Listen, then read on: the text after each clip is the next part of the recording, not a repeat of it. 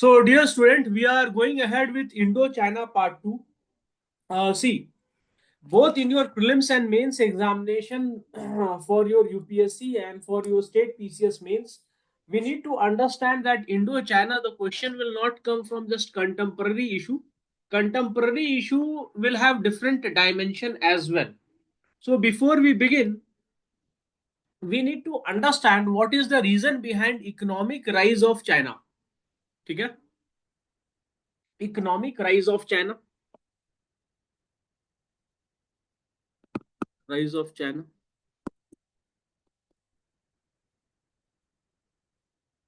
ठीक है, देखो पहले तो एक बात समझ लो, इंडिया और चाइना 1948 में ऑलमोस्ट सेम पोजीशन पे थे. ठीक है, so how come today's China's GDP is almost 7 times of India. It is 7 times of India. ठीक है, China is part of permanent members of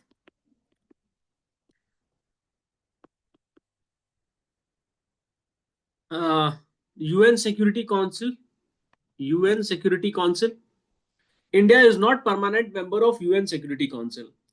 And it was Jawaharlal Nehru who talked about that China should get position at UN Security Council. ठीक है, तो पहले दो तीन चीजें हम समझ लें कि चाइना का इकोनॉमिक राइज कैसे हुआ था. ठीक है, तो देखो चाइना जब आजाद हुआ, ठीक है, आजाद क्या मतलब, उसमें जब कम्युनिस्ट गवर्नमेंट आई 1948 में, so their model under the leadership of Mao Zedong was based on Soviet model. ठीक है, सोवियत मॉडल. ठीक है, what was the purpose of Soviet model? It was a communist country and it was against colonization, and colonization has been done by capitalist forces or the mercantile forces. So capitalist forces or the mercantile forces were able to get ground over there in any country such as India or other colonies in the world on the account of trade, right? तो trade का process क्या होता है, two way process होता है. आप किसी को कुछ देते हैं और किसी से कुछ लेते हैं. तो India was reduced to the supplier of raw material. Raw material. And India was also market for the finished good. So in similar fashion, what this communist country did, they created a model which would lead to the creation of heavy industries sectors.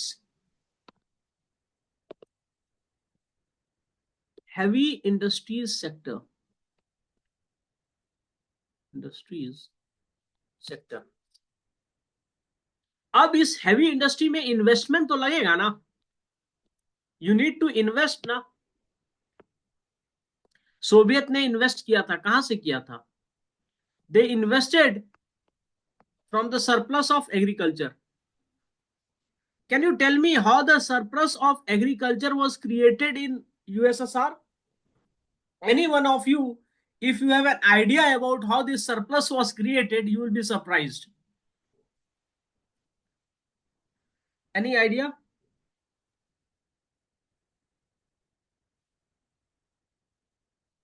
Mass execution किया था क्या sir? क्या? मास execution किया था उन लोग का population को. यस, आधे पॉपुलेशन को पॉइजन खिला करके मार दिया था. 50% of its population was killed by poisoning food. आप इस गवर्नमेंट को क्या कीजिए कहिएगा. ठीक है, तो सोवियत ने सरप्लस जनरेट किया था अपना एग्रीकल्चर का to invest into heavy industries. ठीक है, तो चाइना भी इसी पॉलिसी पे चल रहा था. It has to get surplus and invest in heavy industry as it was short of foreign resources. Foreign currency का शॉर्ट था. फॉरेक्स का जरूरत क्या है, इंडिया और चाइना में दोनों में फॉरेक्स का इंपॉर्टेंट है. क्यों इंपॉर्टेंट है? Energy need. Energy need. 85% petroleum हम इंपोर्ट करते हैं ना। और दूसरा क्या है? टेक्नोलॉजी। We need technology. देखो एक बात बता देते हैं, जब हमको बाहर से टेक्नोलॉजी आती है, so that technology is not necessarily coming in the form of buying it.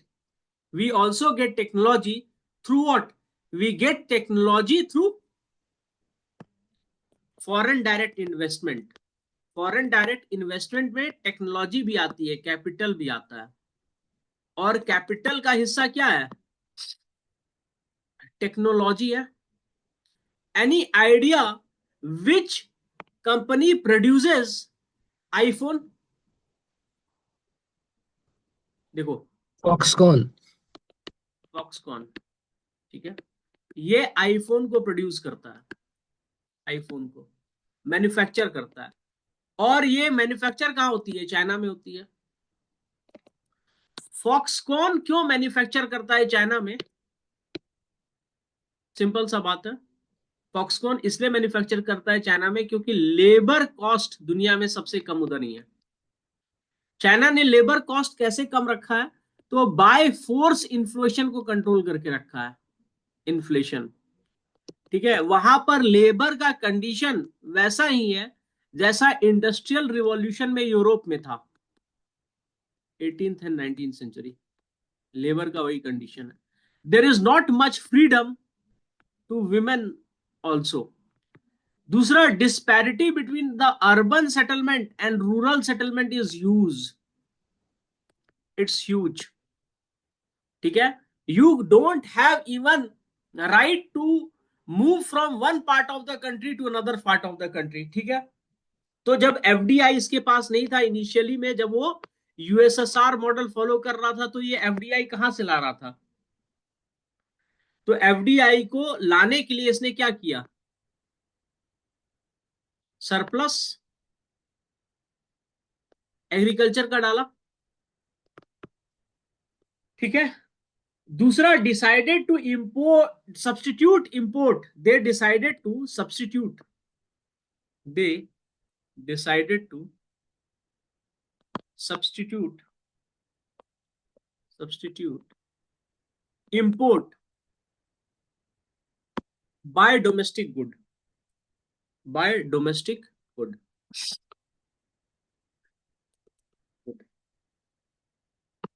ठीक है। So with this model, China was able to use its resources and establish an industrial economy on a scale, on a scale which has never ever existed over there, on a scale never existed before, ठीक है। तो शुरू में इसको तो सफलता मिली। Initially it got good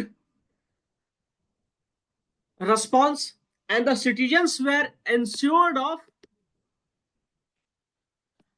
health and employment opportunity, ठीक है।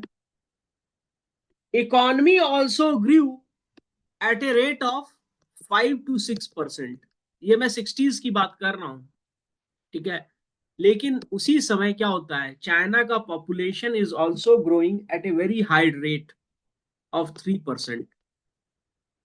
During 60s the Chinese population is also growing at a very high rate, and the economic rate of growth was insufficient. The economic rate of growth was insufficient. Insufficient. Insufficient, why? It could not meet the needs of growing population. Needs of growing population. Growing population, why? GDP आपका कैसे grow करेगा? GDP आपका grow करेगा ज्यादा से ज्यादा arithmetic progression में। Agriculture आपका कैसे ग्रो करेगा? अर्थमेटिक प्रोग्रेशन में। यहाँ पॉपुलेशन कैसे ग्रोथ ले रहा है? ज्योमेट्रिक प्रोग्रेशन में। माल्थुसियन थ्योरी याद आया? Malthus, yes sir. Malthusian theory, तो जब ये ऐसे ग्रो कर रहा था तो व्हाट चाइना स्टार्टेड डूइंग, अब चाइना के पास एक क्राइसिस था। ठीक है, क्यों क्राइसिस था? क्योंकि ये जो मॉडल उसने कॉपी किया था, it has copied the model from USSR, and this crisis was also faced by USSR. USSR में क्राइसिस का अलग रीजन था। ठीक है, चाइना में दूसरा क्राइसिस चल रहा था, ऑलमोस्ट सेम क्राइसिस था, रीजन अलग अलग थे। इसका industrial production was not growing at the rate where it could match the need of population. ठीक है, तो इससे क्या हुआ, पर कैपिटा इनकम बहुत नीचे जा रहा था। तो चाइनीज लीडरशिप अंडर झो एंड लाई, आपको कल पता है इनके झो एंड लाइन के बारे में, 1978 1972 सॉरी। ठीक है, इन्होंने फोर मॉडर्नाइजेशन की बात की, फोर मॉडर्नाइजेशन जो अभी इंडिया कर रहा है। ठीक है, फोर मॉडर्नाइजेशन। पहला, एग्रीकल्चर। एग्रीकल्चर को इन्होंने प्राइवेटाइज कर दिया। इंडिया बोला था ना अभी फार्म लॉ लाएगा, तो एग्रीकल्चर प्राइवेटाइजेशन ही फायदा है। ठीक है, चाइना कर चुका है ये काम। ठीक है, और जो हम एग्रीकल्चर में प्राइवेट सेक्टर को ला रहे थे उसका रिकमेंडेशन खुद कांग्रेस के समय की सरकार ने दी है। But the thing is that why Congress or other opposition party created a something big issue out of it? Because they want to come in power, and for power they need to leverage the support of rural population. ठीक है, तो इन्होंने privatisation कर दिया agriculture का। दूसरा, आत्मनिर्भर भारत। तो इंडस्ट्रीज के ऊपर फोकस करेंगे, और इंडस्ट्रीज को हम क्या बनाएंगे, जब इंडिया मेक इन इंडिया बना रहा था ना, तो 2015 में चाइना ने लॉन्च किया था made in China. What is difference between made in China and make in India का? कोई बता सकता है डिफरेंस?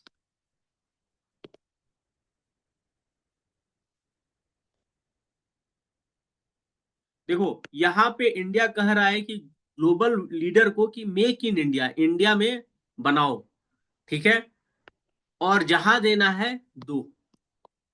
ठीक है, यहां चाइना इस लेवल पे आ चुका है, इसका टेक्नोलॉजिकल ग्रोथ, कि अब, या टेक्नोलॉजिकल लेवल, कि अब ये बोल सकता है कि if A product is made in China तो क्या होगा, पहला किफायती होगा, मतलब सस्ता होगा, ड्यूरेबल होगा, और people can have faith on it. We remember when we were in class 10 or 12 or in college, we used to hear that Chinese माल है, चाइनीज प्रोडक्ट है, चले तो चांद तक नहीं तो शाम तक, मतलब इसकी कोई गारंटी नहीं है। तो जब 2015 में उन्होंने मेड इन चाइना बोला, तो that means now the Chinese product has reached up to that level where they can guarantee कि ये चाइना का माल है, ये टिकेगा। इंडिया क्या बोला, make in India. Why? India will facilitate cheap labour, cheap labour. India will provide coastlines, good ports for transportation of goods to the rest of the world. You come and invest in India, FDI, not only through money but also through technology. Set up your factory in India, and these things were already done in China. तो China ने क्या किया, agriculture लाया, industries लाया, science and technology में revolution लाया। ठीक है, और क्या किया, साइंस एंड टेक्नोलॉजी और मिलिट्री, यस, मिलिट्री। ठीक है, इन चारों के ऊपर 1972 में डिक्लेयर किया गया कि हम इसमें फोर फोल्ड मॉडर्नाइजेशन लाएंगे, will focus on them. Military इसलिए क्योंकि जनता रिवोल्ट ना कर दे, जनता रिवोल्ट नहीं करेगी तो चीप लेबर सप्लाई देगी। चाइना में स्ट्रिंजेंट रूल है, you cannot move from one province to another और one city to another, you must fulfil certain criteria from moving from the rural population to the urban population. ठीक है, you just can't move from one place to another. ठीक है, उसके बाद 1978, ये सब आप नोट करते जाएंगे। उस समय उनके लीडर कौन थे? Deng Xiaoping, Deng Xiaoping. ठीक है, इन्होंने स्टार्ट किया ओपन डोर पॉलिसी। हम लोग कितना पीछे हैं चाइना से, देखिए ना, वो 1978 में ग्लोबलाइजेशन में खेलना शुरू कर देता है, ओपन डोर पॉलिसी। और हम 1991 में फोर्स किए गए थे एलपीजी रिफॉर्म के लिए, क्योंकि हमारे पास फॉरेक्स रिजर्व बचा ही नहीं था। ठीक है, ओपन डोर पॉलिसी। और इसके बाद इकोनॉमिक रिफॉर्म, रिफॉर्म। ठीक है, here China introduce its own path of market economy, market economy. What is market economy? देखिए, मार्केट में इनविजिबल फोर्सेस हैं। अगर आप अच्छे कोई चीज सप्लाई कर रहे हो, किसी चीज का डिमांड है, तो उसके सप्लाई तो आ जाएंगे। ठीक है, और अगर सप्लाई अच्छा है तो उसका डिमांड रहेगा। मतलब डिमांड मार्केट में क्या चलता है?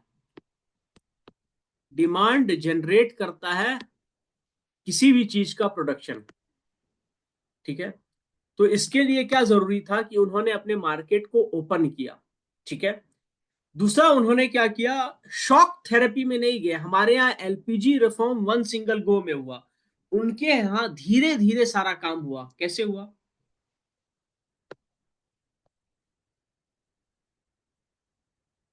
1982 प्राइवेटाइजेशन ऑफ, 1972 में उन्होंने बोला और 1982 में उन्होंने प्राइवेटाइजेशन ऑफ एग्रीकल्चर कर दिया पूरी तरह से, कुछ भी नहीं छोड़ा। 1998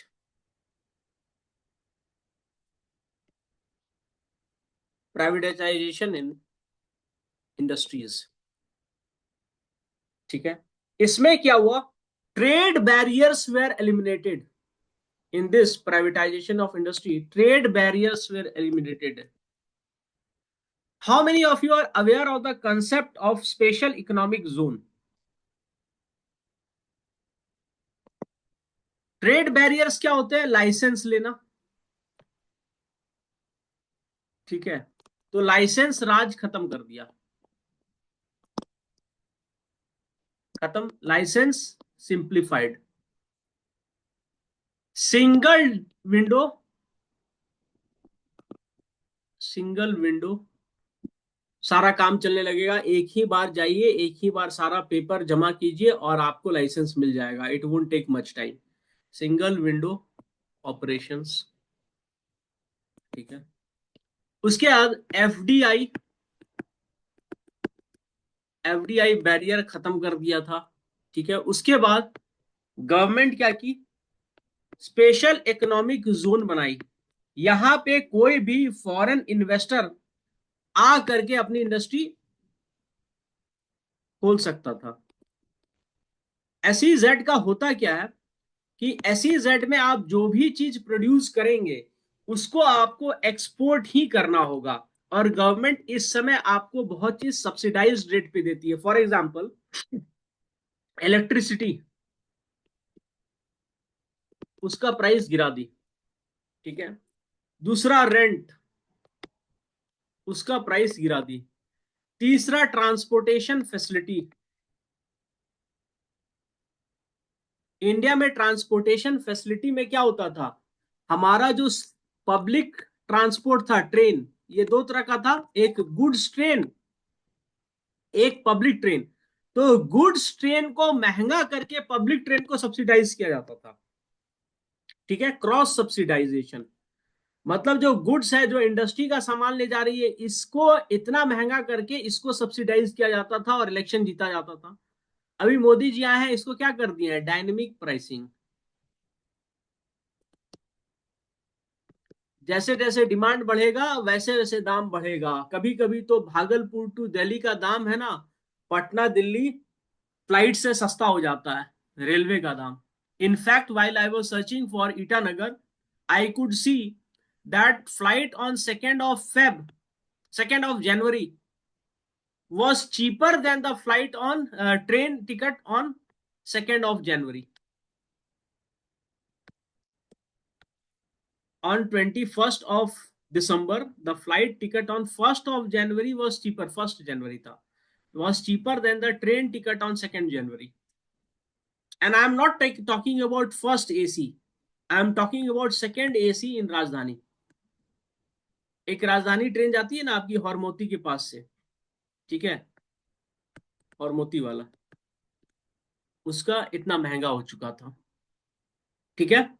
तो आपके SEZ में इलेक्ट्रिसिटी फ्री मिल रहा है, रेंट फ्री मिल रहा है, ट्रांसपोर्टेशन मतलब सस्ता मिल रहा है, सारा चीज। दूसरा है कि आप SEZ से कोई भी सामान इंटरनली नहीं बेच सकते हो, ठीक है। तो इंटरनली अगर बेचोगे तो उसे क्या समझा जाएगा? इंपोर्ट, ठीक है। ये कंसेप्ट समझ में आया SEZ का? ठीक है। Yes sir. तो यहां पर मार्केट इकोनॉमी में क्या था, सारा चीज डिमांड खुद मार्केट करता है, लेकिन स्टेट मार्केट इकोनॉमी में सेंट्रल रोल प्ले करने लगी। मार्केट इकोनॉमी में मार्केट अपने आप में खुद एक फोर्स होता है, पर state started playing central role in the market economy. Market कुछ डिमांड करेगा तो लोग आएंगे इसे प्रोड्यूस करने के लिए, पर स्टेट फैसिलिटेट कर रही है ना सारा चीज। आपको SEZ में जगह चाहिए, फॉरेनर है, आइए प्रोड्यूस कीजिए। आपको लाइसेंस चाहिए, सिंगल विंडो आज मिल जाएगा। आपको इलेक्ट्रिसिटी चाहिए, हम देंगे, ठीक है। तो इससे क्या होता है, when foreigner come and put a factory over here, what they are doing, they are employing the local population, ठीक है। दूसरा what they are doing, they are bringing their technology. Third what they are doing, they are bringing their best practices. How many of you have worked in corporate sector?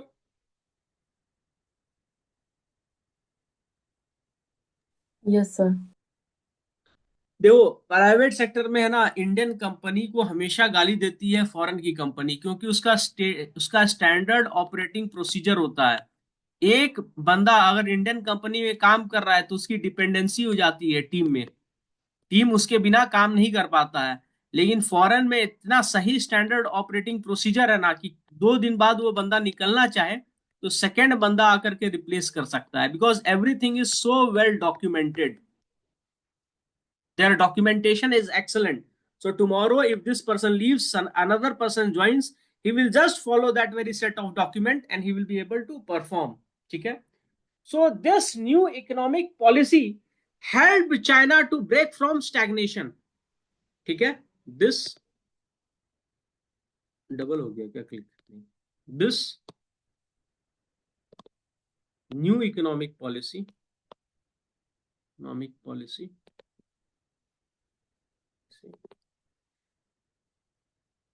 helped China to break the stagnation. दूसरा क्या था, privatisation of agriculture, ठीक है। It led to increase production, increase तो छोड़ दो, remarkable production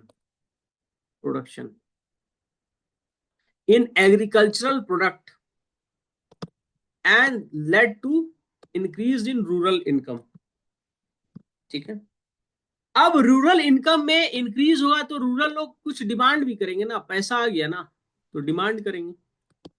this income led to high personal saving, और saving कहाँ रहेगा, बैंक में। बैंक के पास बहुत सारा पैसा आया तो बैंक क्या करेगा, ऐसे रखा रखा थोड़ी ना पैसा के इंटरेस्ट देगा जो उसके पैसा रखे हैं। तो ये जो था ना, ये बहुत बड़ा इन्वेस्टमेंट हुआ इन चाइनाज रूरल इंडस्ट्री, ठीक है। और जब रूरल इंडस्ट्री ग्रोथ हुआ तो overall growth of China was huge. ठीक है, और हम आपको बताएं special economic zone, special economic zone की वजह से इनके यहां एफडीआई जबरदस्त हुआ, foreign direct investment came in large number. ठीक है, तो अभी तक तो हम आपको बता रहे हैं एग्रीकल्चर और इंडस्ट्रीज का। ठीक है, अब चाइना जब यहां पर पहुंच गया तो आपको मैं बताना चाहूंगा ब्रिटेन वुड एग्रीमेंट्स में आपको पता है 3 इंपॉर्टेंट ऑर्गेनाइजेशन बने थे। क्या क्या थे वो?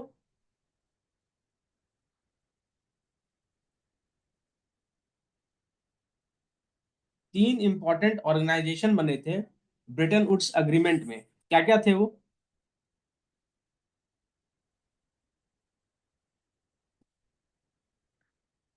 आफ्टर वर्ल्ड वॉर टू जब ब्रिटेन वुड्स एग्रीमेंट हुआ था 1948 में, तो आपका बना था वर्ल्ड बैंक, आईएमएफ, और तीसरा बना था, सारा झगड़ा किस लिए हुआ था? ट्रेड और कॉमर्स के लिए ना, मार्केट के लिए ना, gate.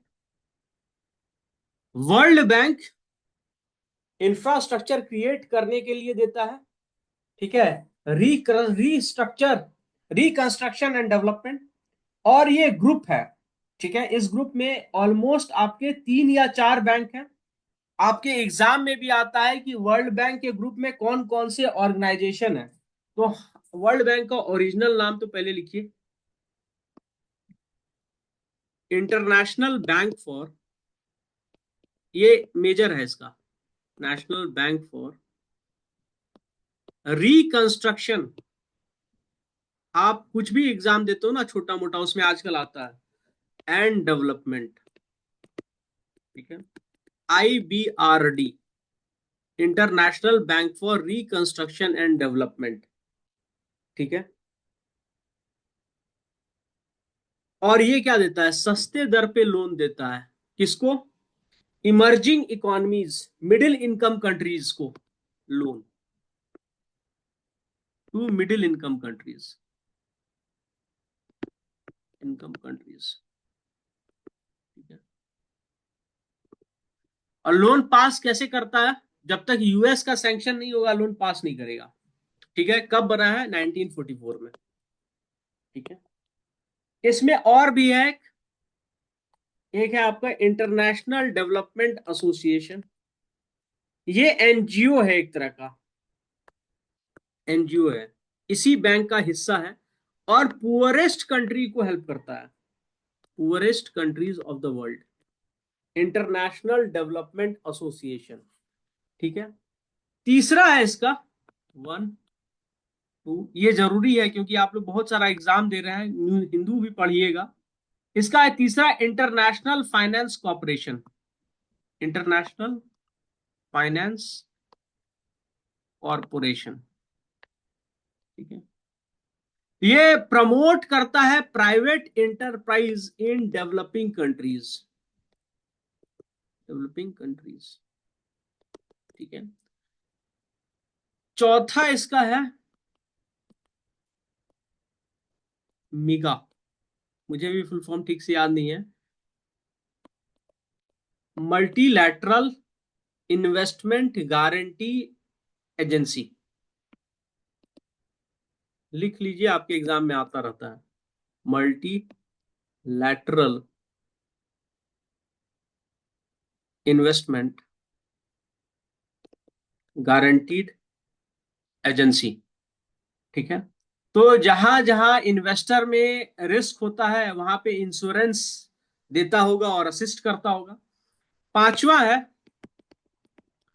International centre for settlement of investment disputes.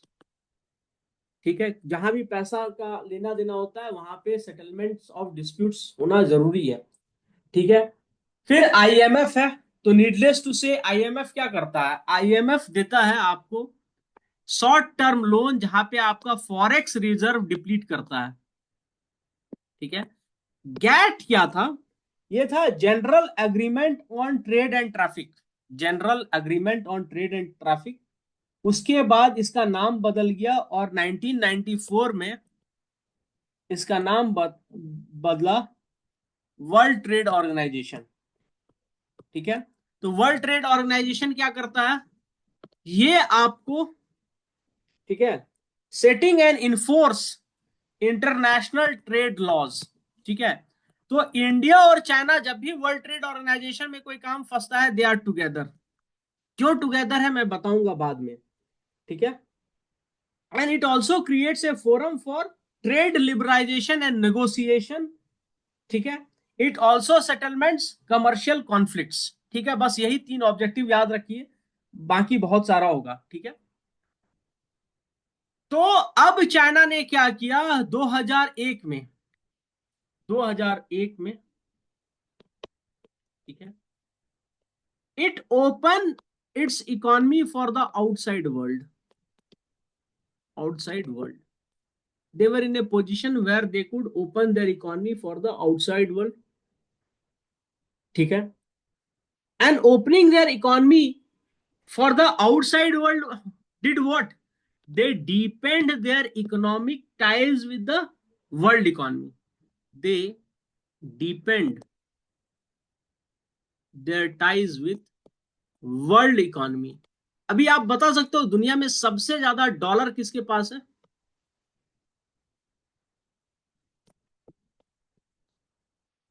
अरे एक बार कोशिश तो करो, सबसे ज्यादा डॉलर किसके पास है? जापान। चाइना के पास है डॉलर। सबसे ज्यादा डॉलर अभी वर्ल्ड में चाइना के पास है। ठीक है, चाइना के पास है। अब जब इसके पास डॉलर था चाइना के पास, तो ये क्या बनाया, जब इसके पास डॉलर है तो डॉलर रख के करेगा क्या? ठीक है, डॉलर रिजर्व। अच्छा, ये डॉलर रिजर्व आया कैसे? When in 2001 they opened their economy for the outside world, they deepened their interaction with the world economy, and the major player of the world made China the manufacturing hub. Manufacturing hub. अब जो पैसा लेके आए होंगे तो उनके पास क्या होगा, डॉलर आया होगा, तो यहां पर सरकार को क्या दिए होंगे, डॉलर ही तो दिए होंगे, जो छोटा मोटा फीस देना पड़ा होगा।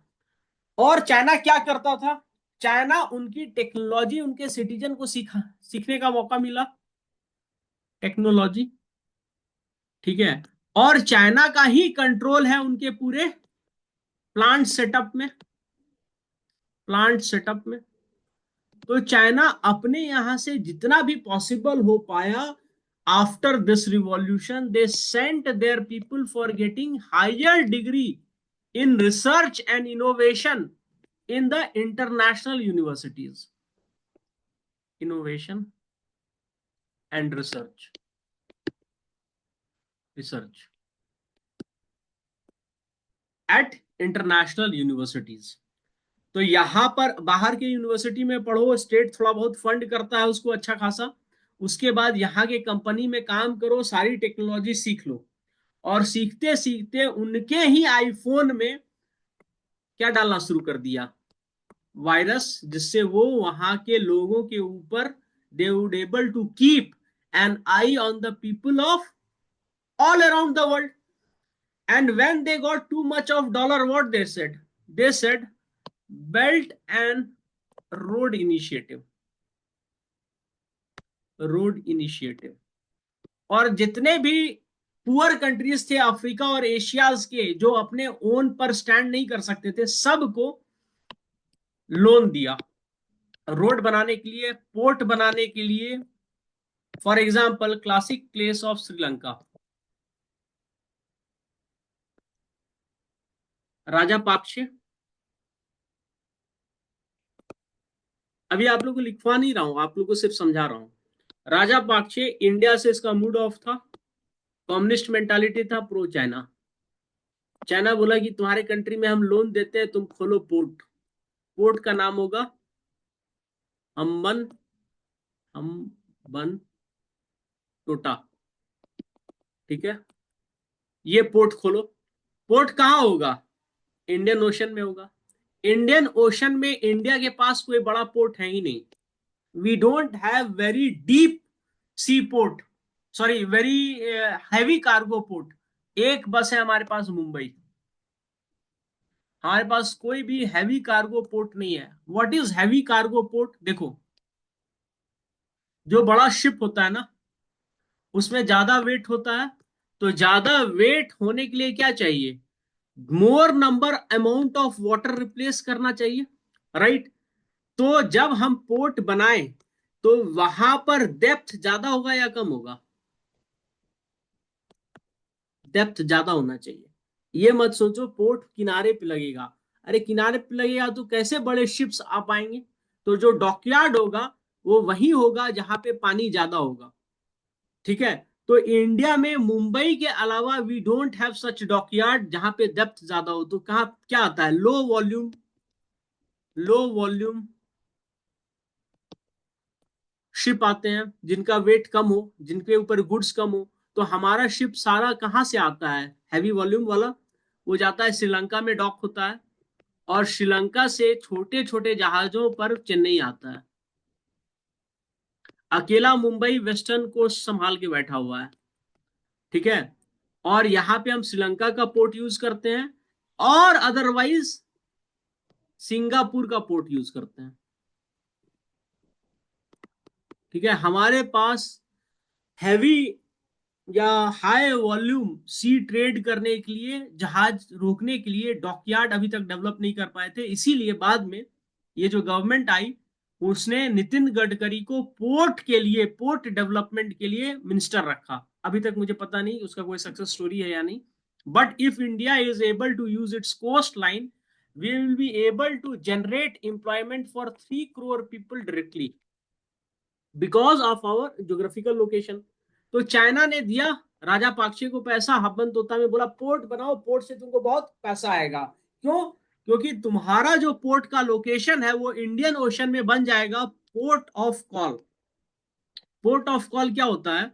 जब लंबा सी रूट होता है तो बड़ी शिप्स एक ऐसे पोर्ट पे उतरती है जहां से वो खाना ले सके, जहां से वो अपना सर्विसिंग करा सके, जहां से वो फ्यूल ले सके, और जहां से रिफ्रेश हो सके। तो बहुत सारे शिप्स आएंगे because 85% of the, because 85% of the 85% of the total global trade is happening through Malacca straight in energy, ठीक है? तो एनर्जी में है, एनर्जी मतलब पेट्रोलियम कर रहे हैं। तो जब वहां से होगा तो आपको अच्छा खासा पोर्ट ऑन कॉल का काम मिलेगा, तो इन्होंने ले लिया। अब चाइनीज जो थे वो चालाक थे, तो इन्होंने जो टर्म्स एंड कंडीशन थे, वो टर्म्स एंड कंडीशन लोन्स के बहुत टफ थे, ये राजा पाक्षे को पता नहीं चला। तो इन्होंने हब्बन तोता पोर्ट बना लिया। अब पोर्ट बना लिया, पैसा देने के लिए था नहीं इनके पास पैसा। तो चाइना बोला we will use it and we will also dock our naval. अब चूंकि यूज करेंगे तो अपने सामान को यूज करने के लिए सेफ गार्ड भी करना होगा ना, तो अपने नेवल फोर्स को भी यहाँ डॉक कर देंगे। तो अब दूसरे कंट्री का नेवल फोर्स अगर आपके पोर्ट को पूरी तरह से यूज कर रहा है तो आपकी क्या औकात रह गई? कुछ नहीं रही। और दूसरा, आपको पोर्ट यूज करेगा 20 साल तक, जब तक आपका लोन खत्म ना हो जाए। तो इससे फायदा किसको हुआ? चाइना को हुआ। और ये लोन खत्म ही कर रहे हैं, खत्म ही कर रहे हैं, खत्म ही कर रहे हैं। उसके बाद क्या हुआ? इनके पास फॉरेन रिजर्व था नहीं पैसा लौटाने के लिए, डॉलर में लिए थे गुरु। तो इनको किसी ने सजेस्ट किया कि आपके यहाँ टूरिज्म बहुत ज्यादा है, you have huge tourism, and the tourism is such huge that all people are not spending their honeymoon in Kerala's houseboat, they are spending in Sri Lanka. Even Ranbir Kapoor and Katrina Kaif were photographed for the first time over there in Sri Lanka, right? तो इनका tourism बड़ा तगड़ा चल रहा था, तो इन्होंने बोला आप ऑर्गेनिक फूड लोगों को दीजिए। क्यों ऑर्गेनिक फूड दीजिए? क्योंकि आपके एग्रीकल्चर में फर्टिलाइजर यूज होता है, और फर्टिलाइजर कहाँ से आता है? फॉरेन रिजर्व से आता है, डॉलर दे करके आता है। तो फर्टिलाइजर आपका इंपोर्ट करना बंद हो जाएगा, आप ऑर्गेनिक फूड दीजिएगा, और आपके यहाँ टूरिस्ट आएंगे, they will be willing to pay higher amount of money, and that way you will get forex again. पर दिक्कत क्या हुआ? सारा ऑर्गेनिक कर दिया तो यहाँ पे क्या हुआ? इन्फ्लेशन। जनता सब बर्दाश्त कर सकती है मन की बात, ठीक है, पर पेट का आग नहीं बर्दाश्त कर सकती है। इतना इन्फ्लेशन हुआ कि लत्तम जुत्ता मार के Rajapaksa was disposed from his country. ठीक है। And the only country which came to the rescue of Sri Lanka was India. Why? क्योंकि इंडिया का दिल बहुत अच्छा है? नहीं, क्योंकि चाइना वहां बैठा हुआ है। ठीक है, इंडिया का अपना सॉफ्ट पावर है, we have always believed in helping others. So now you can understand that China was able to have excess of dollar and revenue, and this is going to guide their Belt and Road Initiative. Now, can you tell me why India is not part of China's Belt and Road Initiative?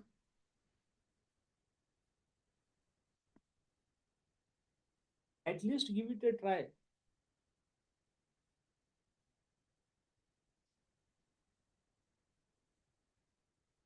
देखो, China ने एक road बनाया है, China Pakistan economic corridor. वो पास कहां से करता है? इंडिया से पास करता है। तो अगर इंडिया मान लेगा कि चाइना का वो मतलब वो इंडिया अगर one belt one road initiative का हिस्सा हो जाएगा, तो इंडिया को मानना होगा कि ये जो चाइना पाकिस्तान इकोनॉमिक कॉरिडोर है ये सच है। दैट मीन्स इंडिया को मानना होगा कि ये जो लैंड बिलोंग करता है वो चाइना और पाकिस्तान को बिलोंग करता है। स्काई चीन,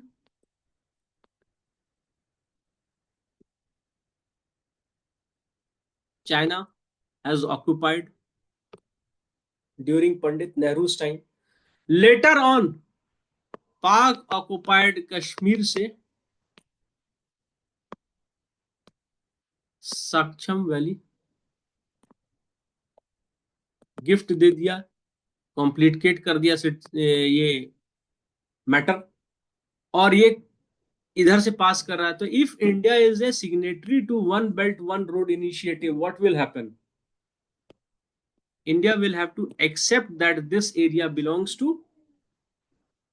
China and Pakistan. So this is something जो इंडिया का जो अपना इंटीग्रिटी है उसको चैलेंज करना है ना। इंडिया का अपना जो लैंड या मैप या जो भी अपना इंटीग्रिटी है, it's a challenge to India's integrity. So India has not joined, even though when India suggested in Shanghai Cooperation that India is always a supporter for what? India is a supporter for regional connectivity. Regional connectivity से क्या होता है? Regional connectivity से market भी connect होता है, market connectivity. और market connectivity से क्या होता है? इकोनॉमिक डेवलपमेंट होता है। ठीक है, लेकिन अपनी सोवरेनिटी को बचाने के चक्कर में वी डिडंट ज्वाइन इट। दूसरा है ना, चाइना जो एग्जांपल फॉलो किया श्रीलंका में, no one is trusting China now. China is not trustworthy friend.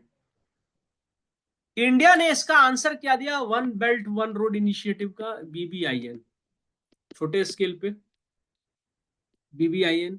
दूसरा कालादान प्रोजेक्ट। दोनों प्रोजेक्ट फंसा हुआ है इंडिया का। इसमें तो थोड़ा बहुत सफलता आ चुकी है, कालादान फंसा हुआ है क्योंकि 60% म्यांमार जो है ना, 60 और 40% बटा हुआ है। अभी हमें नहीं पता है, पर it is junta government which is holding 40% of Myanmar.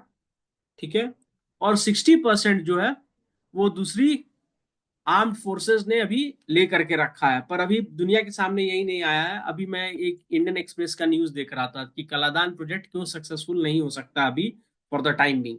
ठीक है, ये हुआ one belt one road initiative. ये हब्बन तोता जो लिया, ये चाइना का स्ट्रिंग ऑफ पर्ल्स इनिशिएटिव था। मतलब इंडिया का पोजीशन जो है ना ग्लोबल साउथ में, वो बहुत स्ट्रांग पोजीशन है, मतलब फिजिकल पोजीशन जो है इंडिया की। ठीक है, ये आपका मलक्का स्ट्रेट है,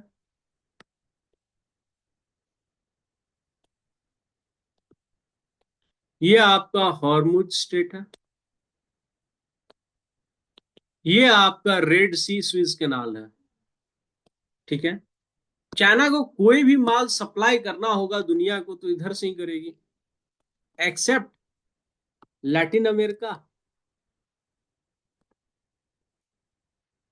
जापान जिससे उसका कोई लेना देना नहीं है, ठीक है, यूएस, और इधर उसके हॉस्टाइल कंट्रीज हैं, वियतनाम,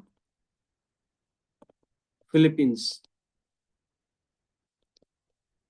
ठीक है, ये काफी हॉस्टाइल कंट्री है चाइना के, ठीक है। तो यहां से जा रहा है उसका, चाइना का ट्रेड का सारा काम। यूरोप से कैसे ट्रेड कर रहा है, वो ऐसे ही कर रहा है, उसी को ओवरलैप करने के लिए उसने one belt one road initiative की। तो इसने सोचा इट्स बेटर कि if I am able to encircle India, तो कैसे, बांग्लादेश में चिटागोंग, म्यांमार में सितवे, श्रीलंका में हम्बन टोटा, जिबौती में, ठीक है, और यहां पे पाकिस्तान में ग्वादर। तो इसी को कहा जाता है string of pearls, string of pearls, ठीक है। तो यहां पर मैंने सिर्फ आपको आइडिया दिया है कि what is happening between India and China, ठीक है। As Chinese economy has improved and reformed, there is increase in such a dominance of China on world stage. पर इसके अलावा भी एक कहानी है कि जो चाइना वर्ल्ड को अपने बारे में बताता है, that is not a reality. तो हमको रियलिटी के बारे में, किसी कंट्री के बारे में कैसे पता चलता है, तो सैटेलाइट से है ना, सैटेलाइट से रात में देखा जाता है कि किसी भी कंट्री में कितना इलेक्ट्रिसिटी यूज हो रहा है। इलेक्ट्रिसिटी यूजेस से पता चल जाएगा कि उसका कितना इंडस्ट्रियल काम चल रहा है, रात में ही पता चलेगा। तो चाइना के बारे में ऐसा रिपोर्ट किया जाता है कि around 100 million people are jobless, people are jobless, jobless. ये 2017 का डेटा है, ठीक है। Female employment, female employment and condition at work, condition at work is worse than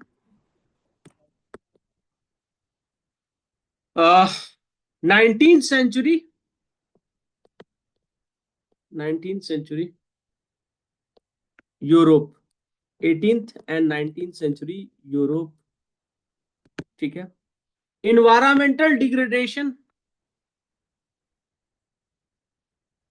degradation worse, ठीक है। There is huge inequality, inequality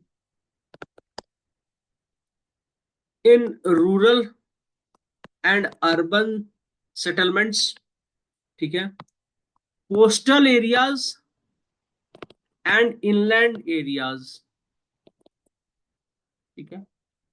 ये China के बारे में बताया जाता है। चाइना में डेमोक्रेसी नहीं है, तो जब डेमोक्रेसी नहीं है तो वहां के अंदर से कोई भी इंडिपेंडेंट वॉइस नहीं आएगी।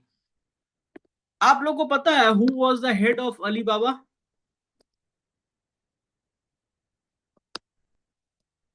Jack Ma. है ना, कहाँ पे है आजकल वो पता है?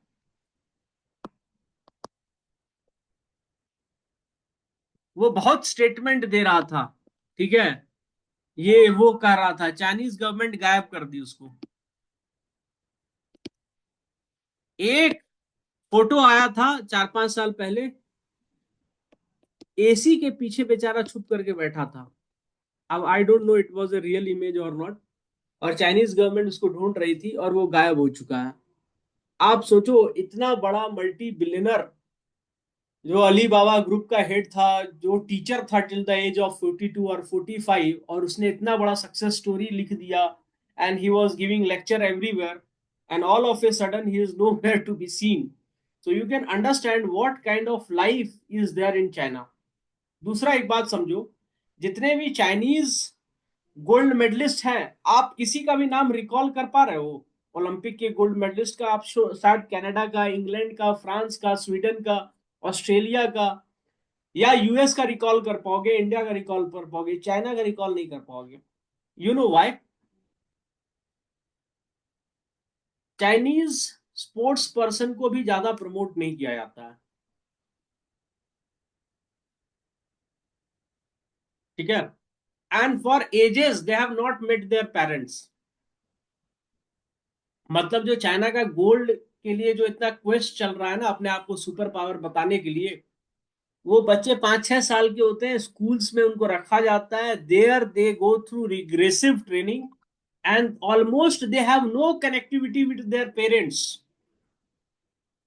तो आप समझ जाओ कि जब हम सोशलिज्म को पढ़ रहे थे, कार्ल मार्क्सा, तो हम लोग पढ़े थे ना, सेकेंड लास्ट स्टेज क्या है, डिक्टेटरशिप ऑफ प्रोलिटेरियत। लेकिन क्या हो रहा है उसके बाद, आ रहा है प्रोलिटेरियत में कोई चेंज, कि हम समझेंगे कि दूसरा भी ह्यूमन है, and we will start seeing another humans basic and inherent qualities and will give up all the resources. No, China is very, very, very feudalistic in its nature. It is having land boundaries with 14 countries and dispute with 24, ठीक है। तो China को जो उसकी neighbouring countries है, ऐसा कोई neighbouring countries नहीं जिससे उसका झगड़ा नहीं है। चाइना जब तक कमजोर रहता है तब तक शांत रहता है, जब पावरफुल हो जाता है तो उस पूरे इक्वेशन को बराबर उल्टा पुल्टा कर देता है।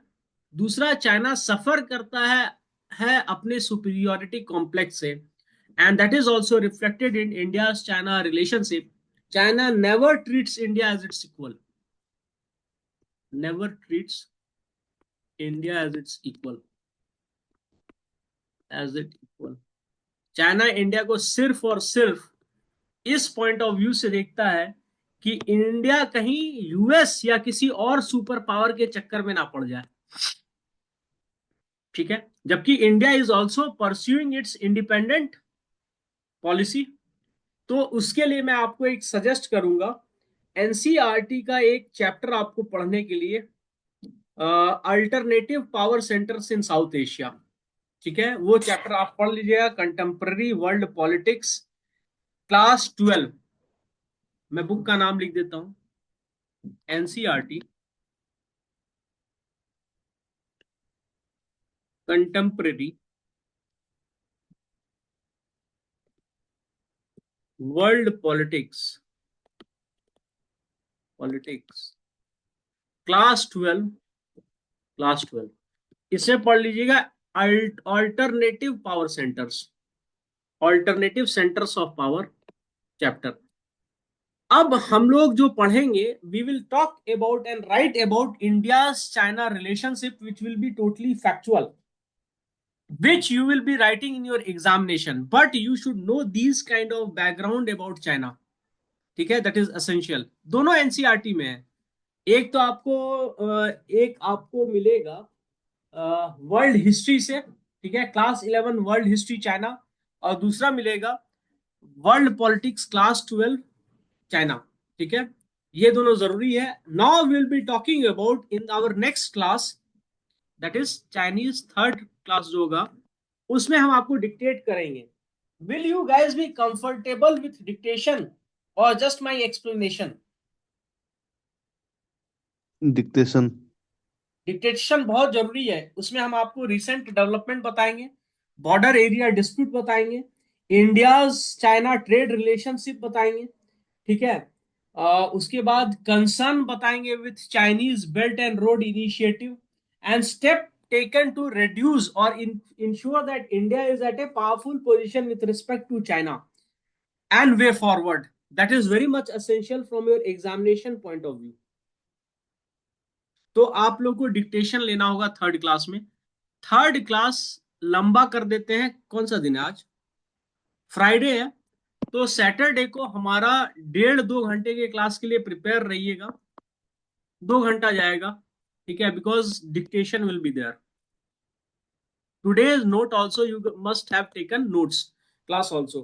तो डिक्टेशन होगा और उसमें आपको लिखना होगा, because in examination in mains you have no other option but to write, and that writing capacity should be developed now, ठीक है। आंसर राइटिंग होता है, पर आंसर राइटिंग के लिए कंटेंट राइटिंग जरूरी है, ठीक है। अरे हाँ या ना तो बोलो तुम लोग। Yes sir. ओके एक सर। ही अंधा बोल रहा है, ठीक है। तो कल 1:30 बजे ही क्लास होगा, ठीक है, 1:30 PM। अगर इसमें से किसी को कुछ प्रॉब्लम है तो 10-15 मिनट आगे पीछे कर देंगे, ठीक है। चलिए, कल 2 घंटा ओके सर। क्लास होगा, ठीक है। Thank you. सर मैक्सिमम लोगों ने चैट में लिखा है सर, इसीलिए मे बी आप वो नहीं देख रहे हो। क्या लिखा है चैट में?